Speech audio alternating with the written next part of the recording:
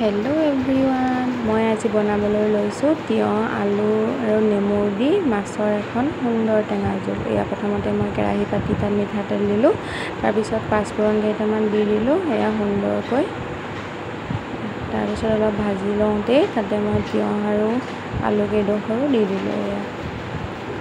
তাৰপিছত মই সোৱাদমতে হালধি দিলোঁ, নিমখ দিলোঁ, ঢাকন লগাই অলপ সময় ভাজি থাকিলোঁ। গৰমৰ দিনত মাছৰ টেঙা জোলেই ভাল লাগে নহয়নে? এইটো স্বাস্থ্যৰ পক্ষেও মানে উপযোগী হয়। লগতে এটা জলকীয়াও দি দিলোঁ, পানী অলপ দি দিলোঁ জোখমতে। তাৰপৰা ধুনীয়াকৈ মই উতল আহিবলৈ দিম। এয়া সুন্দৰকৈ উতল আহোঁতেই তাতে মই আগতে ভাজি ৰখা মাছ দুপিচ ধুনীয়াকৈ দি দিলোঁ এয়া।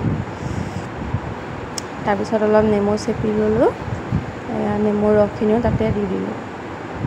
তাৰপিছত এয়া উতল আহিয়ে গ'ল আৰু খাবলৈ ৰেডিয়ে হৈ গ'ল। ভাতৰ লগত গৰমে গৰমে খাওক আৰু মজা লাগে দুপৰীয়া এই জোলকণ খাই। আপোনালোকে চাগে খায়েই, মোৰ দৰে বনাই খাবচোন আৰু ক'বচোন মাছৰ টেঙা জোল কেনেকৈ বনায়, কমেণ্ট কৰিব। আজিলৈ আহিছোঁ তেনেহ'লে, বাই এভৰিৱান।